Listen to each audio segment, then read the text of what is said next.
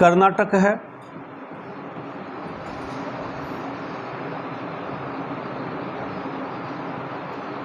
आंध्रा है, और आंध्रा से अलग हो गया तेलंगाना। 3 ये और 3 ये। देश के कुल कितने राज्यों में विधान परिषद है? 6 राज्य। देश के 6 राज्यों में विधान परिषद हैं, बाकी किसी राज्य में नहीं है।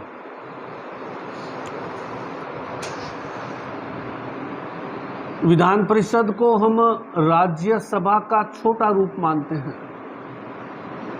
भारत सरकार में जो राज्यसभा है, दिल्ली के अंदर राज्यसभा है, लोकसभा है, उसी तरह से राज्य में विधान परिषद है और विधानसभा। जो राज्यसभा की शर्तें हैं वही शर्तें यहाँ पर भी लागू होती हैं। जैसे विधान परिषद का चुनाव जो है, जैसे राज्यसभा का चुनाव क्या होता है? अप्रत्यक्ष होता है। राज्यसभा के चुनाव में अपन वोटिंग नहीं करते हैं, अप्रत्यक्ष होते हैं। विधान परिषद का चुनाव भी अप्रत्यक्ष होगा। विधान परिषद का चुनाव भी अप्रत्यक्ष होगा।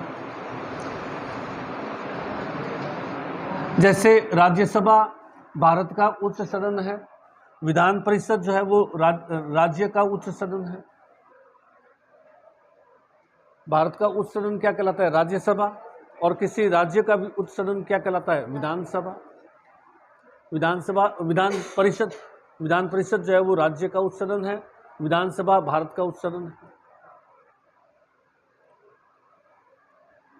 राज्यसभा के निर्वाचन के लिए भी 30 वर्ष से ऊपर की आयु होनी चाहिए, और विधान परिषद के निर्वाचन के लिए भी कितनी होनी चाहिए?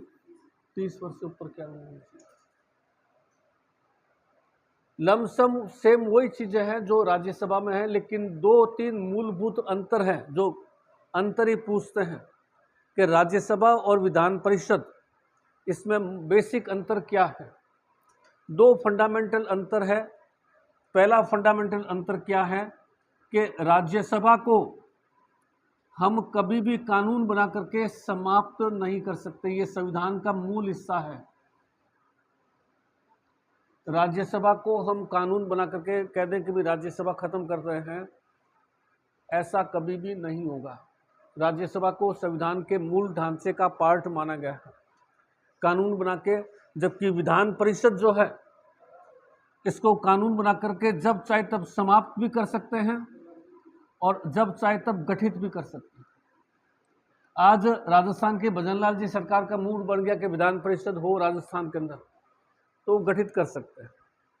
कल नया मुख्यमंत्री आया, उसका मूड बन गया कि ये तो कोई काम की नहीं है, इसको तो खत्म करो, अगला आते ही खत्म कर सकता है।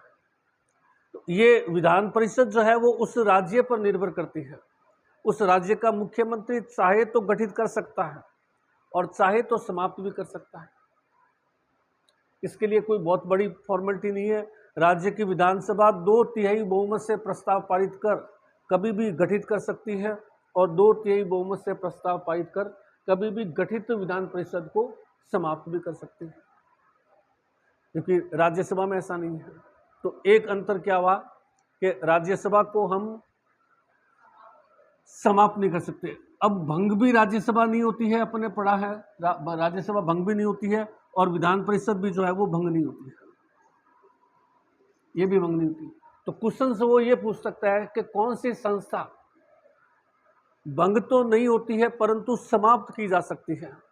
उसमें वो लोकसभा दे दे, राज्यसभा दे दे, विधानसभा दे दे और विधान परिषद दे दे। तो क्या आंसर आएगा इसके अंदर? कौन सी संस्था भंग तो नहीं कर सकते परंतु समाप्त कर सकते हैं? कौन सा आंसर आएगा? विधान परिषद। भंग नहीं होती, जैसे राज्यसभा भंग नहीं होती वैसे विधान परिषद भी भंग नहीं होती, लेकिन समाप्त कर सकते हैं। लेकिन हम चाहे जब समाप्त कर सकते हैं, भंग नहीं कर सकते, जब चाहे तब समाप्त कर सकते हैं। ये एक अंतर फंडामेंटल आ गया। दूसरा अपन ने पढ़ा, राज्यसभा का अध्यक्ष कौन होता है? उपराष्ट्रपति। राज्यसभा का अध्यक्ष कौन होता है? उपराष्ट्रपति, जो कि राज्यसभा का सदस्य होता है क्या? नहीं होता है। राज्यसभा का अध्यक्ष उपराष्ट्रपति राज्यसभा का सदस्य नहीं होता है। जबकि विधान परिषद का अध्यक्ष, जिसको अध्यक्ष ही बोलते हैं, यह अध्यक्ष, विधान परिषद का अध्यक्ष विधान परिषद के सदस्यों में से चुना जाता है, विधान परिषद के सदस्यों में से चुना जाता है, बाहर से नहीं आता है, पदेन नहीं होता है, जिसको अपन एक्स ऑफिशियो बोलते हैं। भारत का जो भी उपराष्ट्रपति आएगा वह स्वतः क्या हो जाएगा, राज्यसभा का अध्यक्ष हो जाएगा। जैसे ही वो उपराष्ट्रपति बना, क्या होगा, राज्यसभा का अध्यक्ष भी होगा। परंतु विधान परिषद का अध्यक्ष विधान परिषद के सदस्यों में से एक सदस्य चुना जाएगा। जैसे अपने नगर निगम है, नगर निगम की अध्यक्ष है ना, वो महिला, क्या नाम है उसका, राजपुरोहित, सुशीला राजपुरोहित, वो स्वतः आई हुई है या सदस्यों में से चुनी हुई है? सदस्यों में से चुनी हुई। सुशीला राजपुरोहित भी पार्षद थी, वो पार्षद में से फिर चेयरमैन बन गई। क्या करो, कंवर नहीं, राजपुरोहित है, सुशीला कंवर राजपुरोहित, इस तरह।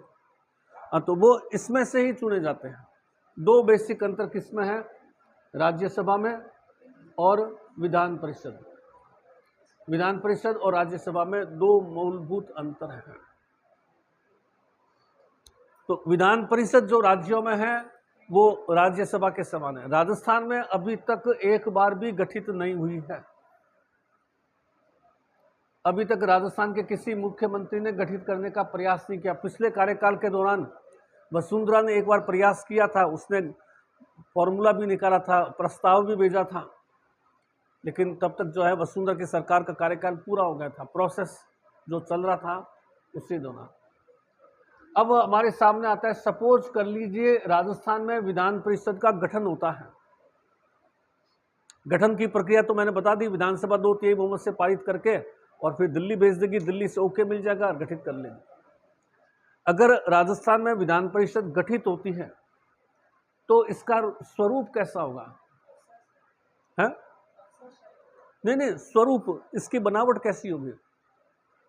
विधान परिषद गठित होता है तो विधान परिषद की बनावट कैसी होगी, कितनी सीटें होंगी, कौन मनोनीत करेगा, कौन कौन से लोग कहाँ से आएंगे, कौन से लोग कहाँ से आएंगे। स्वरूप, अगर राजस्थान में विधान परिषद का गठन होता है तो उसका स्वरूप कैसा होगा? हाँ, यही करेंगे, लेकिन सारे तो वो नहीं करेंगे ना, बहुत सारे दूसरे भी लोग आएंगे, मनोनीत भी होंगे राज्यपाल द्वारा 1/6। इनका स्वरूप कैसा होगा? तो पहला तो आता है स्वरूप के अंदर सीट। राजस्थान में अगर विधान परिषद का गठन होता है तो सीटें कितनी रहेगी कानूनन? तो विधान परिषद के गठन होने पर शर्त क्या है, किसी भी राज्य में विधान परिषद का गठन होगा, न्यूनतम सीटें कितनी होगी? 40। 40 से कम सीटें आप नहीं रख सकते। अगर राजस्थान विधान परिषद का गठन करता है तो न्यूनतम कितनी सीटें होंगी? 40। इससे कम 39-38 नहीं कर सकते। अधिकतम कितनी सीटें होंगी? तो अधिकतम सीट की शर्त है कि उस राज्य में विधानसभा के अंदर जो सीटें हैं उसकी 1/3, विधान परिषद के सीटों की 1/3। तो विधानसभा की सीटों की 1/3, विधानसभा की सीटें कितनी है राजस्थान में? 200 का 1/3 कितना हो जाएगा? 66.6 यानी 66। तो पहला तो आपको ये क्वेश्चन बहुत बार आता है एग्जाम्स के अंदर, राजस्थान में विधान परिषद का गठन होने पर सीटें कितनी रखी जाएगी? 40 से 67 के मध्य रखी जाएगी। और जो वसुंधरा ने प्रस्ताव बना करके भेजा था वो 66 का भेजा था। इससे थोड़ा सा आसानी हो जाती अपॉइंटमेंट के अंदर। 66 का प्रस्ताव भेजा कि हमारे यहाँ विधान परिषद गठित हो रही है और सीटें जो है उसमें 66 रखी गई है। अब ये 66 लोग कैसे आएंगे? 66 लोग जो है वो कैसे आएंगे? 1/3 सदस्य हमारी जो विधानसभा है जयपुर के अंदर, जिसमें ये सिद्धि कुमारी और ये जो है ये गए हुए हैं, जो हमारी विधानसभा है उनके सदस्य वोट द्वारा चुनेंगे। जैसे मान लीजिए मुझे विधानसभा का सदस्य बनाना, विधान परिषद का सदस्य बनाना है, तो विधानसभा के जो सदस्य है वो वोट डाल करके और अनुपातिक रूप से चुनेंगे।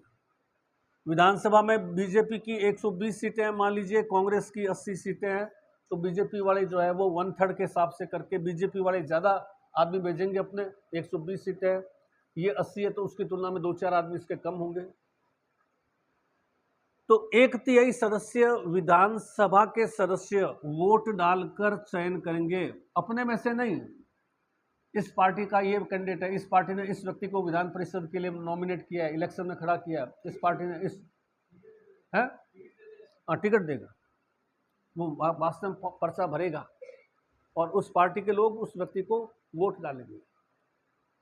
राजस्थान में जैसे बीजेपी के 120 है, तो बीजेपी ने मान लीजिए 6 लोगों को टिकट दे दिया कि आप जाइए, 10 लोगों को दे दिया आप जाइए, तो टिकट लिए हुए पार्टी के सारे मेंबर्स को कह दिया भी अपने ये 10 आदमी हैं, इनको जिताना है। इसी तरह से कांग्रेस ने मान लीजिए 8 को दे दिया और कह दिया कि अपने ये 8 आदमी हैं, इनको जिताना। तो 1/3 सदस्य जो विधानसभा में बैठे हैं जयपुर में, वो वोट डाल करके चुनेंगे, अपने में से नहीं, कोई भी नए 1/3 सदस्य। 1/3 सदस्य स्थानीय निकाय, स्थानीय स्वशासी संस्थाएं, जैसे बीकानेर में नगर निगम है, बीकानेर में जो है जिला परिषद है, गांव में जो है पंचायत समितियां हैं, ग्राम पंचायत है, इनके सदस्य वोट डाल करके 1/3 सदस्यों का चयन कीजिए। जो नगर निगम के सदस्य है, बीकानेर में पार्षद 80 है ना, पार्षद 80 पार्षद वोट डालेंगे। बीकानेर की बीकानेर का जो है ना क्या जिला परिषद के जो मेंबर्स है वो वोट डालेंगे। तो 1/3 सदस्य जो है स्थानीय निकाय के सदस्य वोट द्वारा चुनेंगे। 1/6 सदस्य राज्यपाल मनोनीत करेगा, राज्यपाल के द्वारा मनोनीत किए जाएंगे उस विधान परिषद में 1/6 सदस्य। 1/12 सदस्य अध्यापक संगठन, जैसे जो रजिस्टर्ड अध्यापक संगठन होता है ना, जैसे आपने देखा होगा कई बार शेखावत गुट और अम्बेडकर गुट और ऐसे संस्थाएं, टीचर्स जो है इनका एसोसिएशन बने हुए हैं, टीचर्स के एसोसिएशन बने हुए हैं। अध्यापक संगठन में वो अध्यापक जो पिछले 3 साल से 10वीं क्लास या उनसे ऊपर की क्लास पढ़ा रहे हैं, 10वीं या उससे ऊपर की क्लास को पढ़ाने वाले अध्यापक जो 3 साल से पढ़ा रहे हैं और किसी अध्यापक संगठन के सदस्य हैं, वो 1/12 चुने। और 1/12 जो है तो छात्र संगठन स्नातक होना चाहिए, कम से कम ग्रेजुएट छात्र, स्नातक छात्र संगठन, जैसे विद्यार्थी परिषद, NSUI, SFI, ये जो छात्र संगठन बने हुए हैं, इनके वे छात्र जो सक्रिय सदस्य हैं और स्नातक है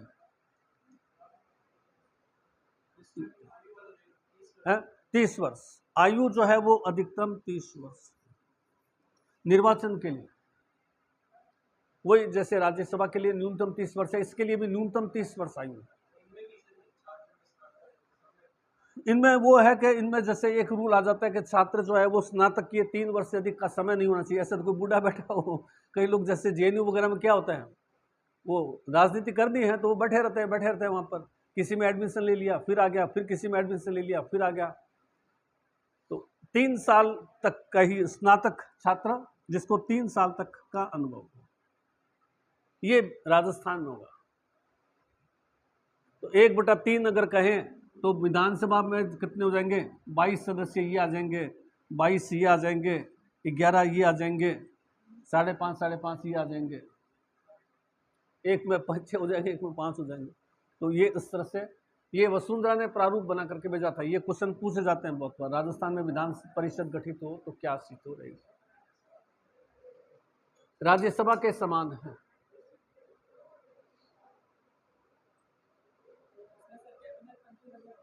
क्या चीज है?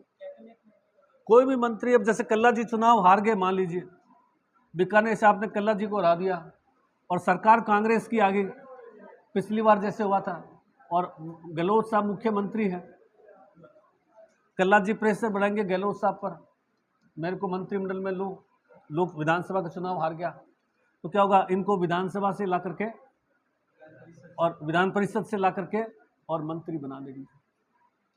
कल्ला जी विधान परिषद से, जैसे राज्यसभा में आपको पता होगा मनमोहन सिंह भारत का 10 साल तक प्राइम मिनिस्टर रहा, जीवन में कभी चुनाव नहीं जीत सका। नई दिल्ली से चुनाव में खड़ा हुआ, जमानत जब्त हो गई थी मनमोहन सिंह की, और वो कभी चुनाव दोबारा कभी खड़ा ही नहीं हुआ, और भारत का प्रधानमंत्री था। कहाँ से आता था? राज्यसभा से आता था। ऐसे पॉपुलर व्यक्ति जो चुनाव, पढ़ा लिखा आदमी चुनाव नहीं जीत पाता, चुनाव जीतने का तरीका अलग होता है। अंबेडकर चुनाव हार गए थे। पढ़ा लिखा व्यक्ति का चुनाव से संबंध नहीं है, क्योंकि उसको थोड़ा वो भी रहता है कि मैं पढ़ा लिखा हूँ, मुझे लोग वोट देंगे, मैंने इतने काम किए हैं। और उसमें तो अब आपने इसका नाम सुना क्या? ई श्रीधरन, ई श्रीधरन का नाम सुना हुआ है? ई श्रीधरन भारत में मेट्रो मैन के नाम से जाना जाता है। मेट्रो मैन, दिल्ली में मेट्रो चलती है, पूना में मेट्रो चलती है, बॉम्बे मेट्रो चलती है, मेट्रो का जनक है। पूरे वर्ल्ड के बहुत सारे देशों में इसने मेट्रो ट्रेनों के मैप बनाए थे। फ्रांस ने, जर्मनी ने इनको बुलाया अपना हाईएस्ट अवार्ड, जैसे इंडिया में भारत रत्न है, वैसे इनको बहुत सारे देशों के हाईएस्ट अवार्ड मिले। बहुत हाईली इंटेलिजेंट, हाई लेवल के इंजीनियर्स थे। रिटायर्ड हो गए सरकारी नौकरी से 60-70 साल के बाद में, मन में आ गया कि बहुत सारे नेता बने हैं, मैं भी नेता बन जाता हूँ। इन्होंने केरल के रहने वाले थे, केरल से पर्चा भरा, केरल से पर्चा करा। इनके सामने कोई था 10वीं पास स्थानीय व्यक्ति, जिनकी पकड़ थी जनता में, इनकी जमानत जब्त करवा दी। ये देखते रहे, फिर बाद में जो है वापस गायब हो गए। क्यों? क्योंकि इनको पूरा वर्ल्ड जानता है, लेकिन वोट देने समय जो है वो जनता अपने नजदीकी आदमी को देती है। वोट के लिए कोई जरूरी थोड़ी है कि चुनाव में, जबकि ये इतने इंटेलिजेंट व्यक्ति थे लेकिन चुनाव हार गए। मनमोहन सिंह कम इंटेलिजेंट था क्या? अर्थशास्त्री तो पूरे वर्ल्ड का माना हुआ, वर्ल्ड बैंक का चेयरमैन रहा हुआ, रिजर्व बैंक का गवर्नर रहा हुआ, पता नहीं क्या क्या पद रहे उसके पास में। ऑक्सफोर्ड में किताबें चलती है। अरे आप नई दिल्ली में जमानत जब्त करवा बैठे, अगली बार फिर उनको है जमानत जब्त है कि आपको जितने मत है ना, उनके 1/6 मत भी नहीं मिले। जैसे मान लीजिए किसी विधानसभा क्षेत्र में 6 लाख सीटें हैं, 6 लाख वोट पड़े हैं, 6 लाख का 1/6 कितना हो जाता है? 6 लाख, वही 1 लाख हो गया ना, 1 लाख हो गया। अगर आपको 1 लाख वोट मिल गए तो इसका मतलब आपकी जमात बच गई। आपने जो पैसा जमा कराया था चुनाव लड़ने के लिए, बहुत नॉमिनल रकम है, हालांकि वो कोई 25,000 20,000 रुपये रकम है, वो आपको सरकार वापस दे देती कि आपकी जमानत बच गई। जमानत जब्त होना जो है वो बहुत मतलब क्या क्या बुरा होता है, प्रतिष्ठा का विषय होता है कि अभी जमानत ही नहीं बची, वो पैसे वापस नहीं मिले। 1 लाख से कम वोट मिले तो पैसे वापस नहीं मिलते, नहीं तो आपको पैसे मिल जाएंगे जो आपने जमा कराए थे वहाँ पर जमानत के लिए। तो कई बार आता है ना, प्रत्याशी की जमानत जब्त हो गई, मतलब उसने जो 1/6 वोट ही उसको मिले नहीं, जितने वोट पड़े उसके 1/6% वोट भी उसको मिले।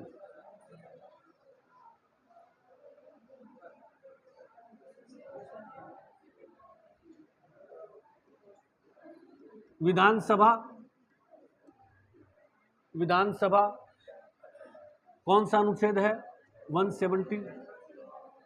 वही सेम निम्न सदन है, लोकसभा के समान है, भंग भी हो सकता है, लोकसभा के समान है, भंग भी हो सकता है। प्रत्यक्ष चुनाव होता है इसके अंदर। न्यूनतम आयु 25 वर्ष से ऊपर का कोई भी व्यक्ति बन सकता है, 25 वर्ष से ऊपर का कोई भी व्यक्ति सदस्य बन सकता है।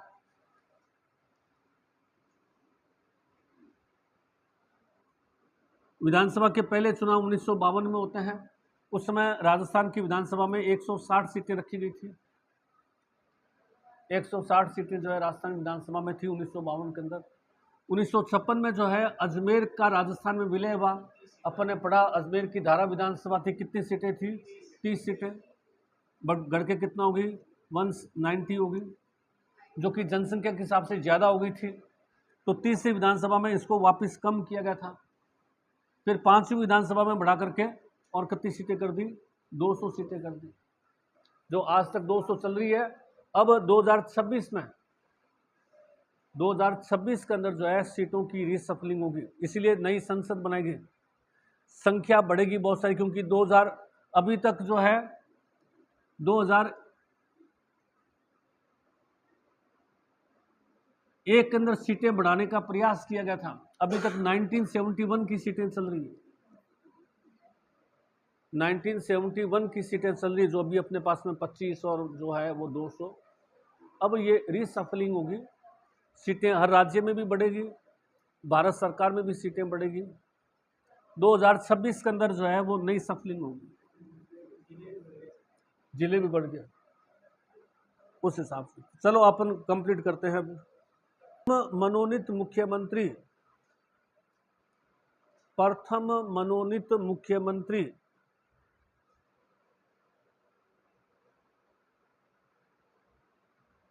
रचनाएं प्रत्यक्ष जीवन शास्त्र, प्रत्यक्ष जीवन शास्त्र, प्रत्यक्ष जीवन शास्त्र। दूसरी रचना प्रलय प्रतीक्षा नमो नमो, प्रलय प्रतीक्षा, प्रलय प्रतीक्षा नमो नमो, प्रलय प्रतीक्षा नमो नमो।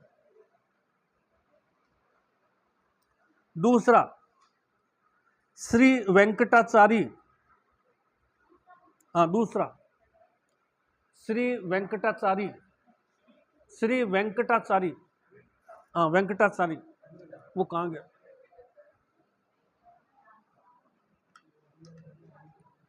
श्री वेंकटाचारी,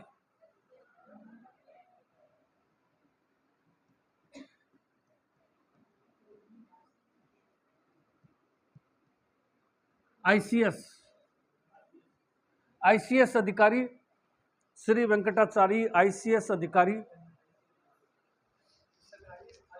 आईसीएस बोलते थे, आईसीएस अधिकारी, जो 1951 में, जो 1951 में कुछ समय के लिए मुख्यमंत्री बने, 1951 में कुछ समय के लिए मुख्यमंत्री बने।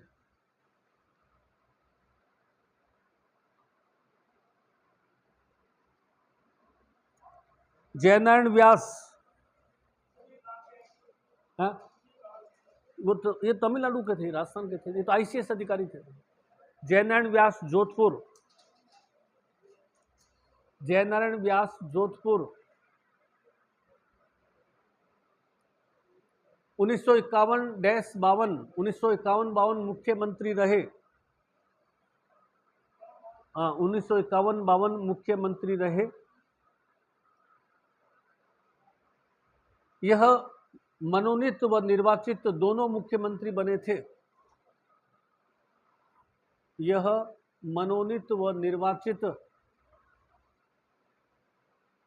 मनोनीत व निर्वाचित दोनों मुख्यमंत्री बने थे।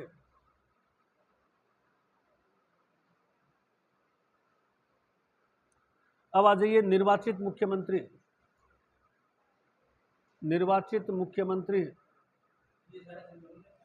ये तीनों मनोनीत है। तो राजस्थान के कितने मुख्यमंत्री मनोनीत रह चुके हैं? तो 3। अब आते हैं निर्वाचित मुख्यमंत्री, उसमें आ जाइए टीकाराम पालीवाल दौसा,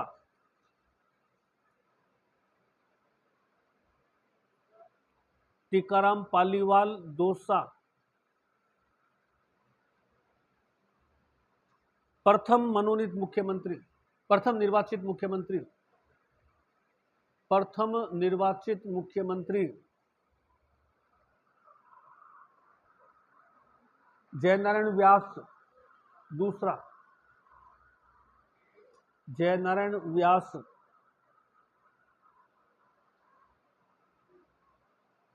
1952 में प्रथम चुनाव में 1952 के प्रथम चुनाव में जोधपुर व जालोर दो सीटों से खड़े हुए, जोधपुर व जालोर दो सीटों से खड़े हुए, परंतु दो सीटों से खड़े हुए परंतु दोनों जगह हार गए, दोनों जगह हार गए। अंत में किशनगढ़ विधानसभा में उपचुनाव से, किशनगढ़ विधानसभा के उपचुनाव से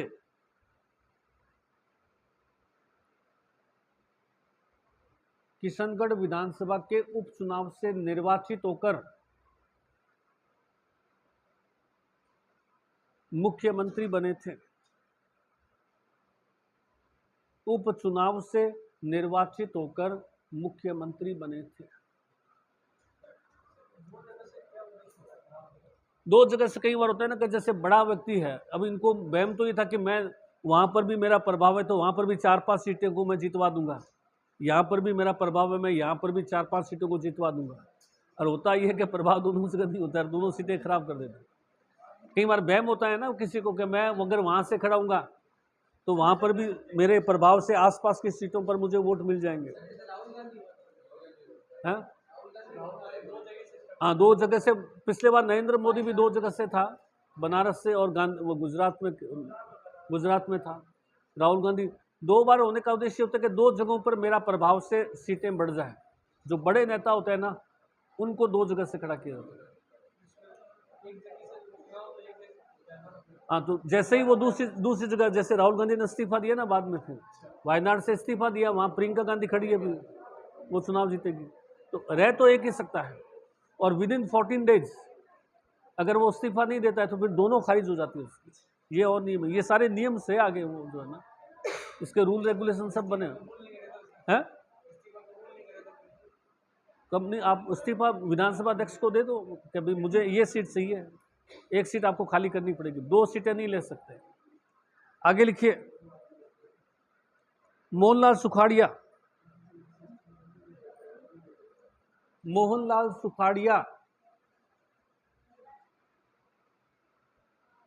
उदयपुर, मोहनलाल सुखाड़िया उदयपुर 1954 से 1971, 1954 से 1971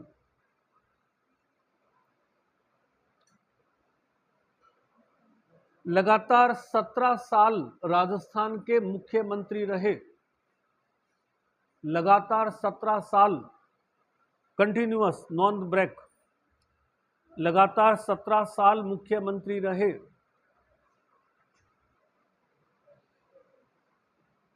सबसे लंबे मुख्यमंत्री, सबसे लंबे कार्यकाल के मुख्यमंत्री सबसे लंबे कार्यकाल के मुख्यमंत्री और सबसे युवा मुख्यमंत्री रहे। 35 साल की उम्र में सीएम बन गए थे, सबसे युवा मुख्यमंत्री थे, सबसे युवा मुख्यमंत्री बने। इनको आधुनिक राजस्थान का निर्माता कहा जाता है।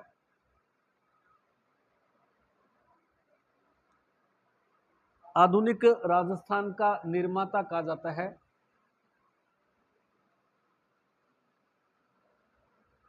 ये सर्वाधिक 4 बार मुख्यमंत्री रहे। 17 साल है तो नेचुरली 4 बार हो गए। सर्वाधिक 4 बार मुख्यमंत्री चुने गए। नहीं, फिर हटा दिया था, हटा दिया, डेथ नहीं हुई थी, हटा दिया। 4 बार, बीच में इनके खिलाफ विद्रोह हो गया, तानाशाही होने लगी थी, फिर विद्रोह, क्योंकि लंबा समय हो गया ना, तो फिर इनके खिलाफ भी विद्रोह हुआ, तो इनको हटा दिया। और 71 में इंदिरा गांधी क्या थी, बहुत पावरफुल थी, तो सेंटर पावरफुल होते तब तो हटाने में दिक्कत नहीं आती, और सेंटर कमजोर होता है तो फिर हटाना मुश्किल हो जाता है। नहीं, कांग्रेस के थे। अब वसुंधरा थी पिछले कार्यकाल में कितनी तानाशाही कर रही थी, इस बार उसका नाम ही नहीं आ रहा। क्यों? क्योंकि सेंटर में गवर्नमेंट स्ट्रांग थी, और वही अगर थोड़ा कमजोर होती है तो वसुंधरा पार्टी बना लेती है अपनी। वो पावर पर डिपेंड करता है। आगे लिखिए, इनके मंत्रिमंडल में, इसी में कंटिन्यू, इनके मंत्रिमंडल में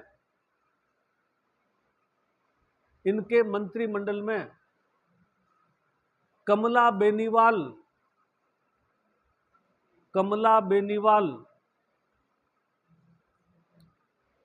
बेनीवाल राजस्थान की पहली महिला मंत्री बनी थी।